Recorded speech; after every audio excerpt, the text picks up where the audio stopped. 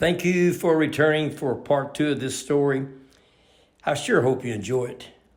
Here it goes. So we're going to go into the second part now, which somebody told me about you, that you had this idea that if they could do this on a high school level, to wear these T-shirts. Your daughter plays for Texas Tech. Another girl from Gruver plays for Oklahoma State. Could you get that done when they play one another? Now, I'm sure that took more than 1 or 2 phone calls. It did. There was a number of people involved in it. I had heard about what happened at MACU, and my heart was stirred. That was an effort to for all of the proceeds to go to CAMRYN's family, and so I don't know, God just kind of laid it upon me that I realized that CAMRYN had a lot of followers because of the kid that she is. She's been used to having people be a fan of hers, but what I really wanted was we needed people to be praying for CAMRYN. Yeah. And so as I began to wrap my head around how could we get more people aware of CAMRYN's battle with cancer and more prayer warriors, I just began to pray and ask God what we could do to spread the word about CAMRYN's story in an effort to get more people praying. And so, yes, I thought, well, I know it's a long shot. We've got to get Texas Tech administrators on board. We've got to get Oklahoma State administrators and coaches and staff on board. It's a Big 12 game. I don't know that they're going to be open to this idea. It was Valentine's night. It was Ash Wednesday. It was a school night. And Gruver to Lubbock is over 200 miles away. That's what I'm going to... Now, as I understand, the buzz started going around Gruver about this event that's going to happen, which got accomplished with maybe divine intervention. Okay. But then, Julie, how long does it take to drive from Gruver to Lubbock, where Texas Tech is? It takes every bit of 3.5 hours. Okay. And let's that's say 4. Let's say 4 hours. 4 if you're going to make a stop. And Yeah. So, let's say the game starts at 7. You're going to have to leave mid-afternoon. And you ordered 100 tickets. starting out, our church offered to purchase the first round of tickets. And so the secretary called and she said, what do you think about starting with 100 tickets? And I said, oh gosh, I don't even know if we could get 100 people to commit to going on a school night on, as busy of a time as it is. Our high school teams were also in the middle of playoffs. And so we were trying to navigate practice schedules and work around all that. And so I just went to work and thought, okay, I'm going to create a Google form and I'm going to see if we can even get 100 people to claim these tickets. And we'll just kind of go from there. Went back to prayer and just kind of said, God, if this is something you want to happen, then show us what we need to do. And I think after a couple of hours, I went back to check the Google form and all 100 tickets had been claimed. So this is a town of a little over 1,000 people. So the 100 ticket, and what was next? So then I was like, okay, well, we need more tickets for starters. And my phone was constantly ringing with people inquiring about how to get tickets and what all this was going to involve. I had the superintendent reach out and he told me that he wanted to get on board with this and support what we were doing. And he decided that he would release school at noon that day. Okay. So I laughingly sent CAMRYN a text and said, I bet you never dreamed that you would still have the power to cancel school long after you were not a student anymore.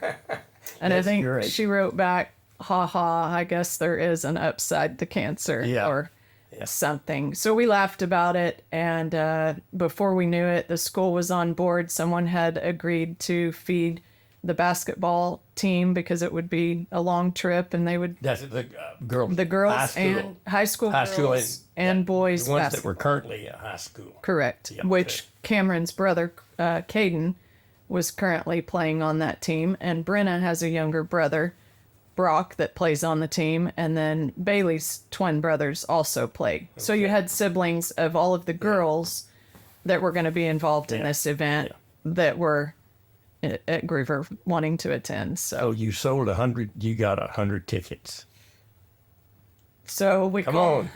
we called back and ordered 150 more tickets, and by the next day those were gone, and this just continued. And we were kind of thinking, what have we got ourselves into? And a lot of our community members were older, and I knew the trip would be difficult for them to make with it being 3.5 hours away. So my husband said, let's see if we can get a charter bus and get some of our fans on a charter bus down there to alleviate the drive. And so we made a phone call, and God kind of showed up and worked in that as well. And next thing you know, we had a Texas Tech Lady Raider bus parked in front of the Gruver Methodist Church on Broadway. And that's just not something you see every day. And it was just a really neat thing that the community just all came together and supported. And at the end of the day, this night was about CAMRYN. I understand. Didn't matter. I understand. Now, you got 100 tickets, and they sold out.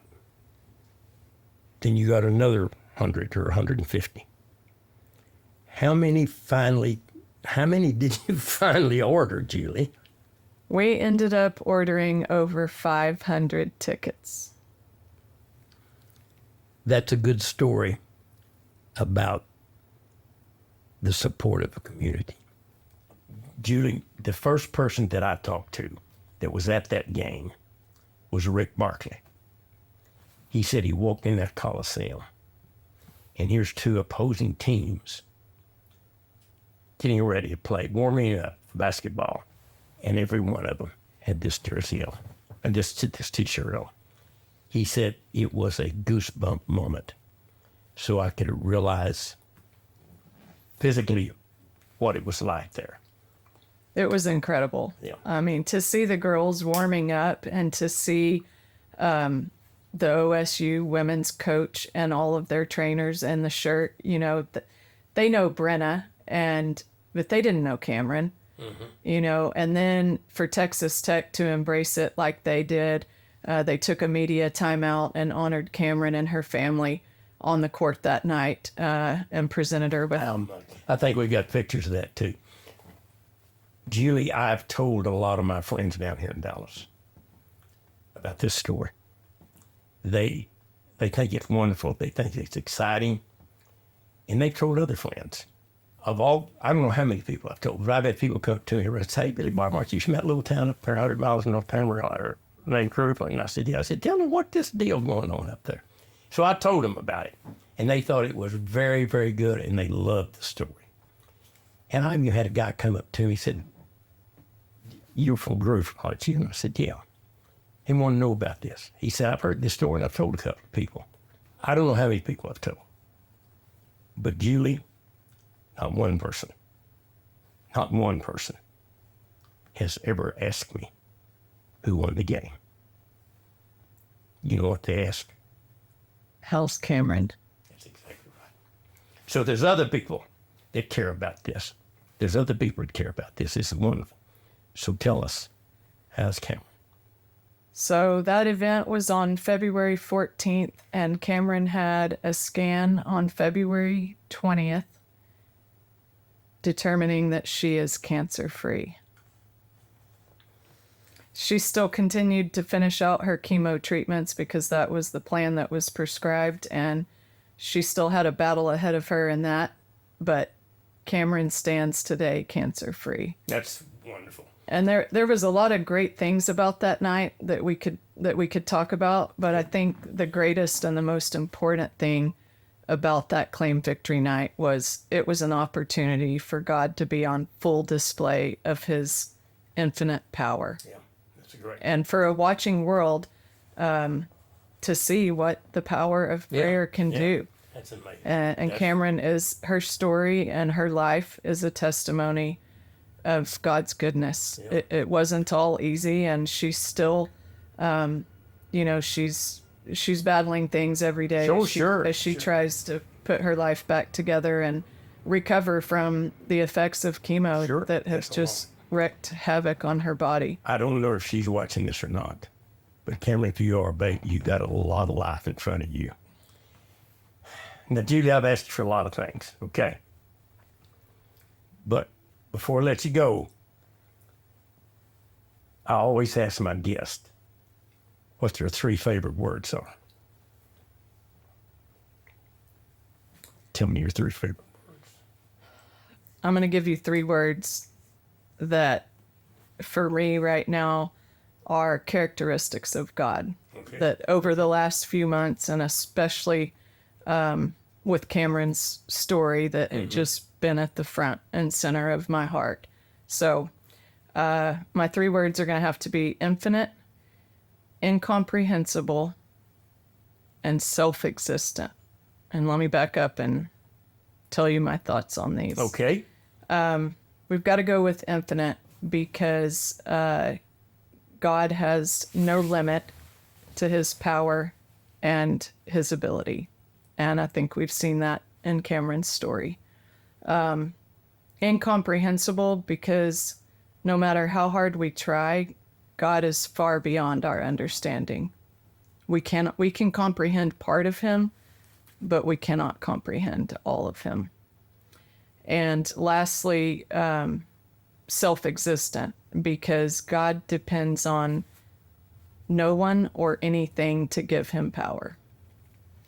And when I think of those 3 words also, just in perspective of us, just knowing that God is incomprehensible lets us know that we're fully known. He knows everything about us.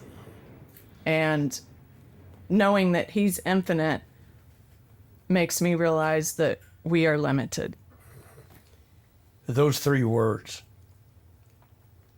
pretty well explain this story that has 2 parts. And I appreciate you coming down here, and I appreciate you telling us. Thank you, Julie.